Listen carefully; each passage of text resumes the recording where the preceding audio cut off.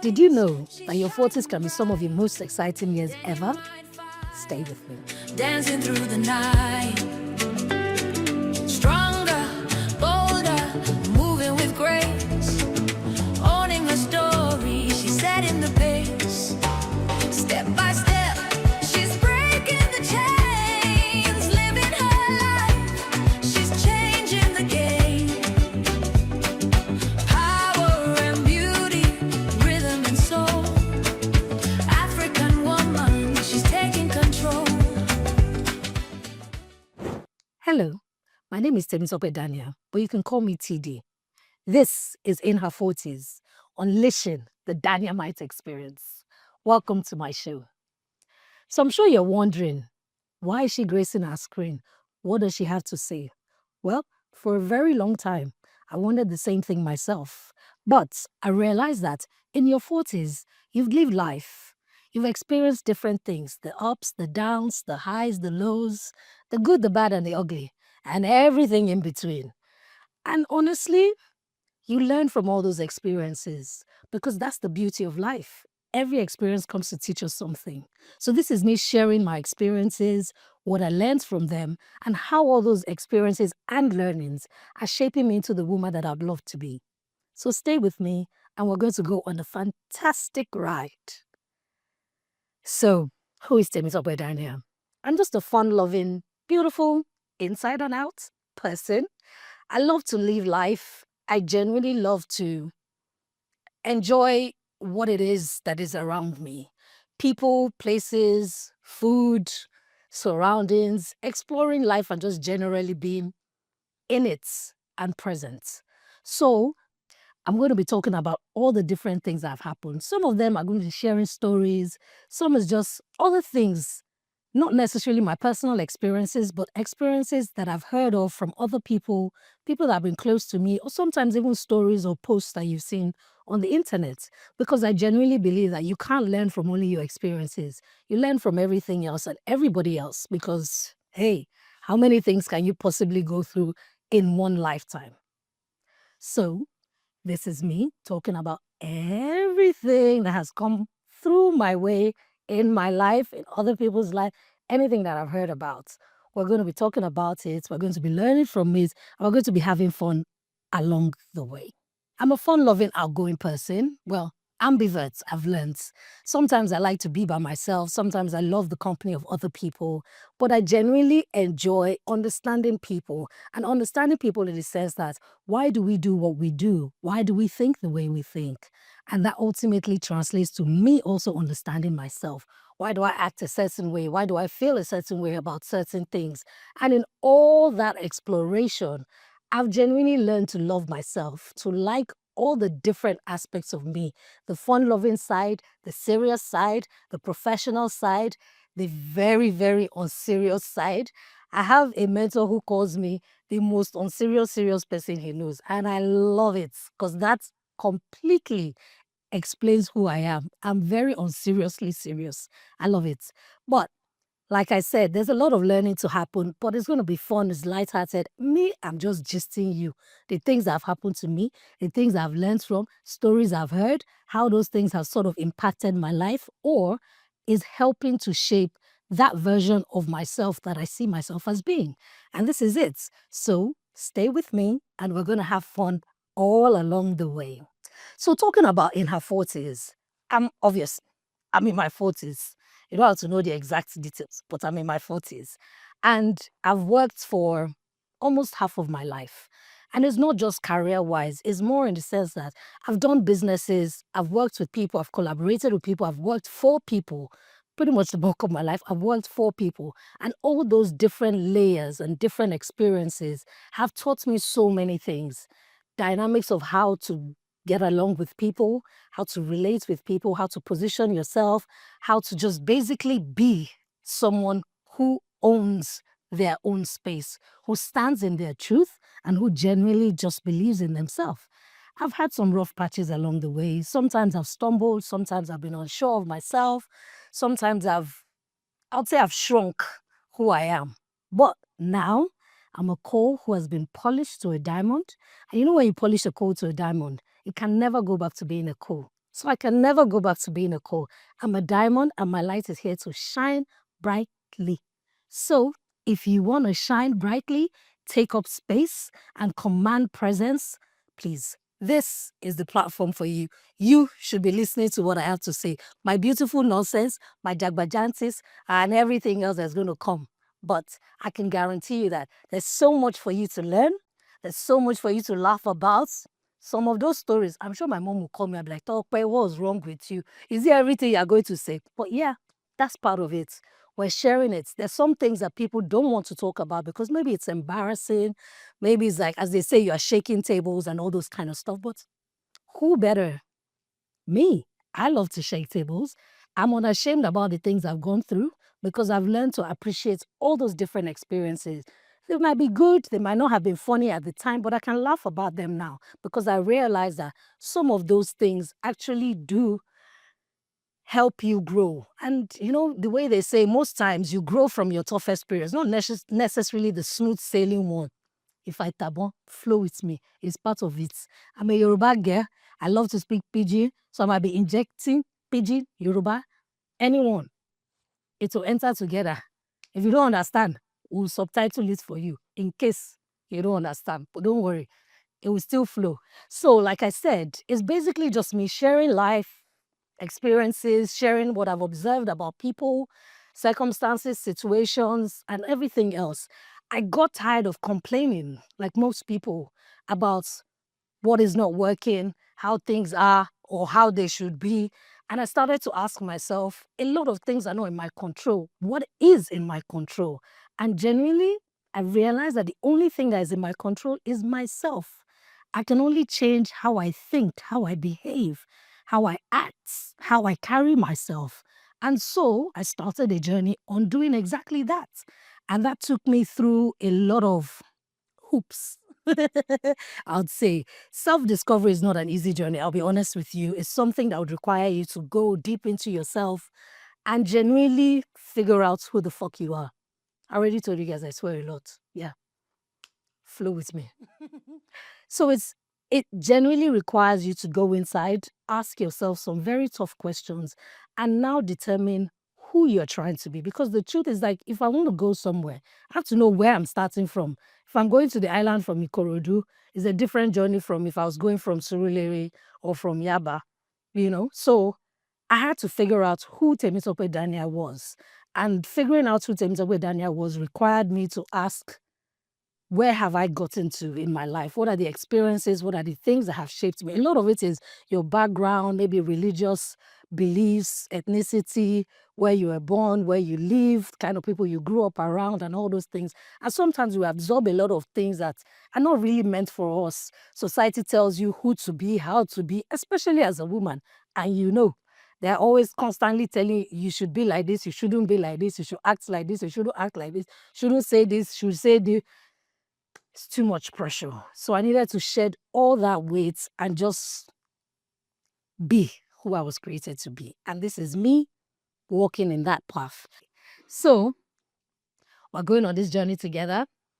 Some of the things I'll be saying, it might just be new realizations for me as I'm saying it as well. Because you know, sometimes you think you've learned from certain situations, but as you talk about it, or the more you talk about it, the more you actually pick things that didn't stand out to you before, you know. So you might see me saying something, I'll just be like, I might be having some eureka moments as we're talking, but hey, it's part of it. Like I said, it's raw, it's unfiltered, and this is just me having the time of my life. So I've given you a little bit of a background about myself. I'll be very honest with you. I don't have any religion per se. I grew up in a family that had both Muslims and Christians. So I've got to understand both. I got to understand both religions. And sometimes it can be a bit confusing because I feel like the human element sort of plays a role in trying to influence the word of God. So I decided to just take a step back and find God on my own terms because I believe He created me. He created every single one of us and He created us for a purpose. He knew that we're going to be fuck ups. He knew we're going to be sinners. He knew we're going to be everything we're doing. He knew we were going to do. So if we believe that he's the Alpha and Omega, omnipresent, omnipotent, he knew the end from the beginning. So I don't know why we're trying to overly package ourselves and pretend to each. We can only pretend to humans. We can't pretend to God. And so for me, it became very important that I wanted to stand in my truth. And I wanted to be that flawed, beautifully flawed human being that God created. So I shared that load and I said, look, you know what? I'm not following any particular religion. I can listen to a Muslim scholar today, a pastor's sermon tomorrow. It doesn't matter. They're learnings from everyone. Everybody is here to teach you something. Every single human being on earth. That's something I genuinely believe. So I learn from everybody, anybody. For me, I'm a sponge. I absorb knowledge, I absorb wisdom wherever, however I find it. And I'm unapologetic about it. So some of it I'll be sharing, some of it you'll just see, you'll just be exuding in me. Anyhow, anyhow, anyhow, anyhow. But we're genuinely just going to be open-minded, flow, and let everything just come from the heart. And this is me saying that a lot of what I'm going to be saying will sound religious sometimes. So my quotes from the Bible today, or I'll give you an example from the Quran tomorrow. But I'm very, very, very, very, one thing I don't negotiate about it. I genuinely believe that there was a creator. You can't argue that with me. Everything, something created it. No scientist can tell me that one atom just exploded and the universe formed. No. Somebody had to have strategized it. Somebody had to have planned it because it all just works too well. Like it's too much in sync. So I was asking myself, if God created all these things to just flow, that means we as human beings, He also created us to flow, to function, to feed each other because the entire system, the universe feeds each other. There's a reason why the sun rises and sets. There's a reason why the moon rises and sets. The trees, the vegetables, and even the animals feed each other. That's why they call it circle of life. One animal is another animal's meat, another animal's nutrition, like that. So we as human beings, we definitely have to feed each other. So this is me doing my own feeding. Oh. I don't know about you, but this is me doing my feeding. So in my feeding, I shall be talking. In my feeding, I shall be singing. In my feeding, I shall be dancing. In my feeding, I shall be enjoying myself. Enjoy with me. We'll have fun. So like I said, we're all created to feed each other. We're all created to learn from each other. If every single human being on earth had a podcast, I'd feel that we will learn from somebody. Some people will find you. Your tribe will find. That's why I love the internet. No matter how weird or crazy you think you are, there are people around the world that would understand you, that will feel you, that will agree with you, that will appreciate you. Some others might say, this one is mad. And another person's like, right on, 100%, spot on, 100%. So yeah, this is me finding my tribe. I'm hoping my tribe finds me as well. We're sharing life, love, living. I'm a single girl. I forgot. Oh, the sweetest part. I'm a 40-something-year-old single girl in Nigeria, Lagos. That in itself is a whole other series. But let's not get carried away. Like I said, it's so many experiences, different things I've learned along the way, and hopefully you learn something from it as well. But this is me celebrating my uniqueness. This is me celebrating my weirdness. This is me celebrating my awesomeness. And this is me celebrating that special, beautiful child of God that I know that I am. I don't know about you, but me, I'm convinced. My Father in heaven, every time he tunes to my channel, he say, this my pikin has come again. She's going to, yeah, because he created me to be this awesome. He created me to be this fun. He created me to be this lively. And he created me to make mistakes because those mistakes are the things that are going to help me grow. Those mistakes are the things that I'm going to learn from. Those mistakes are the things that are going to toughen me up, build resilience, and genuinely build survival skills. And you know, if you live in Nigeria, you need survival skills. You need resilience. You need wisdom. You need a lot of things. But I digress. So we're going to be tuning in every week, having fun, gisting, and just having the time of our lives. Unscripted, unfiltered, raw emotions. I might cry, I don't know. I might laugh, I don't know. I might sing and dance, break into song. That happens. So I might be telling you something. I'll be he's bubbling. Eje ko ma bubble. Do do do do do do do do do do. Yeah, it's part of it. So Let's have fun. And I hope you stay with me. I think one of the earliest stories, my aunt was telling me this story that when I was a baby, to get me to eat, everybody had to sing and clap. So it was a case of eat, eat, eat. And I'm just there. So everybody on the table start drumming with their cutlery. I'll be, Tope mama, mama, mama. Then I'll be there. In the process of dancing, they'll be feeding me and I'll start eating. So I think maybe that's where my love for music came from. I don't know. Maybe my mom used to listen to music when I was in her stomach. I'll ask her. But that for me was just like, oh wow. So I've always been such a bubbly child and I love it. I loved the story so much because I'm like, oh, fantastic, beautiful. But everybody just did that and I was always so excited and I'll be dancing. And in the process of the dancing, I was eating and, it flowed. Primary school, I was a bubbly, outgoing child. I was shy, but for some reason, I was fearless. I was that rebel with a cause. I was the one always fighting everybody's battles. I never liked to hear them maybe chancing or cheating someone. I'm there in the forefront. I remember then, our family friend, Brother Elijah, he was the one that always used to come and pick us from school.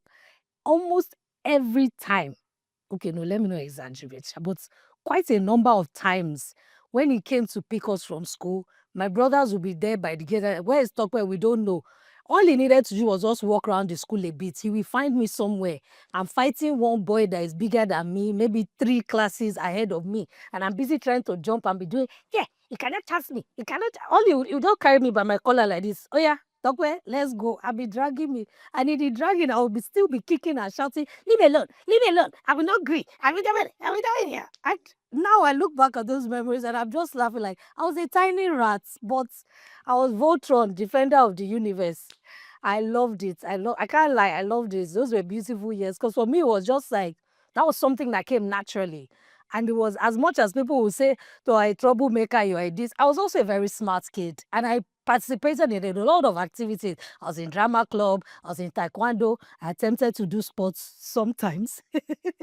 So my teachers just couldn't understand that this girl, she's brilliant, but she's always, if there's problem, you will find her there. So sometimes I'm there kneeling down, serving punishments or chopping cake. Even those stories, don't worry. They're learning from there, so we'll get into it at some point. Secondary school, I think was almost the same thing, just sort of graduated. I think maybe with secondary school, of course, becoming a teenager, you start to have image issues, you're becoming more self-conscious and all those kind of things. So that freedom wasn't as much until maybe I started getting into like GS3, SS1.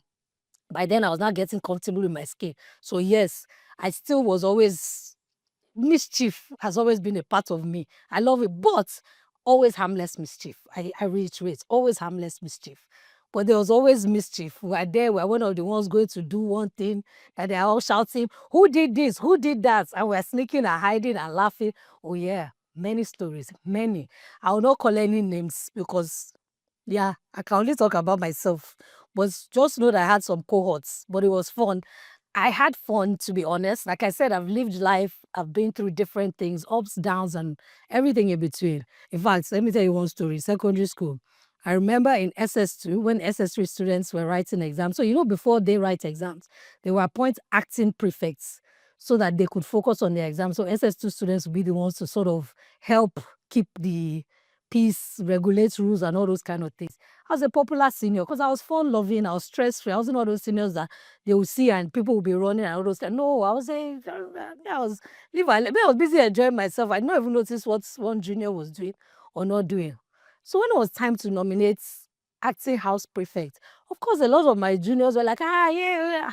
My house mistress and matron, two of them came out, say, lie. No, no, no, no, no.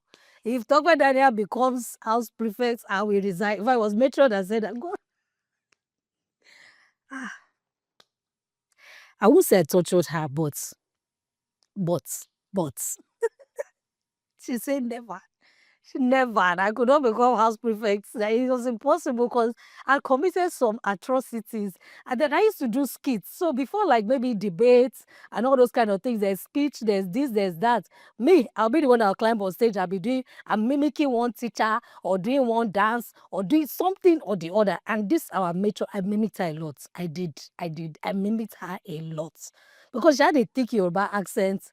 And so all those things for us as kids, it was funny. So of course yeah, maybe they were harmful when you look back at it now, but at the time it was just harmless fun to us. We're just making fun. It's like when you have somebody that taboons and you're now making fun of them, kind of that kind of stuff.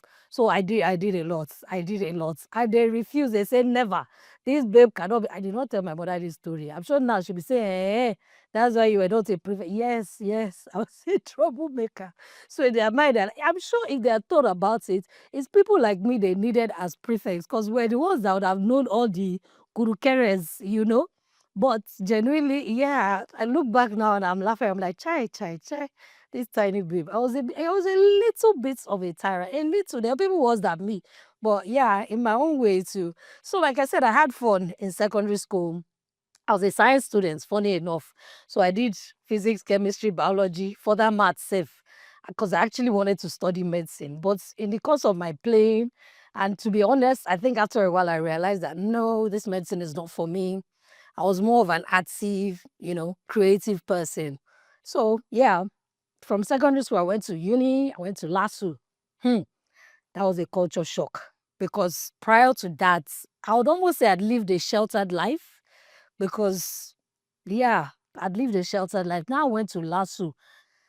And first of all, university in itself is an eye opener because for the first time, you're actually having to pretty much fend for yourself, take care of yourself, as much as, of course, you're getting support from home, school fees, allowance, and all those kind of things. So it wasn't like I can't say, oh, I had to work to pay myself through school. No, fortunately. But for the first time, we're sort of adults, semi adults. So even uni, let's just leave it at that. It was fun. I enjoyed myself. We grooved, we went out. In fact, yeah, thinking back those years, yes, yes, yes, yes, yes.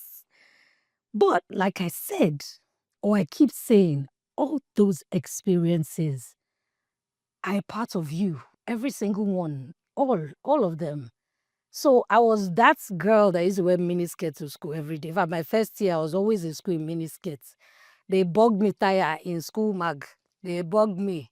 But at the same time, they gave me award, Miss Hot Legs, 2 years in a row. But the same people, you give me award, they are bugging me that she's always wearing miniskirt to school. And then there were assumptions because they are wearing short skirts. Everybody's assumed that, oh, maybe she's this, maybe she's that, maybe she's this, maybe she's that. And that's okay. That's fine. As a fine, cute girl with big ash and small body.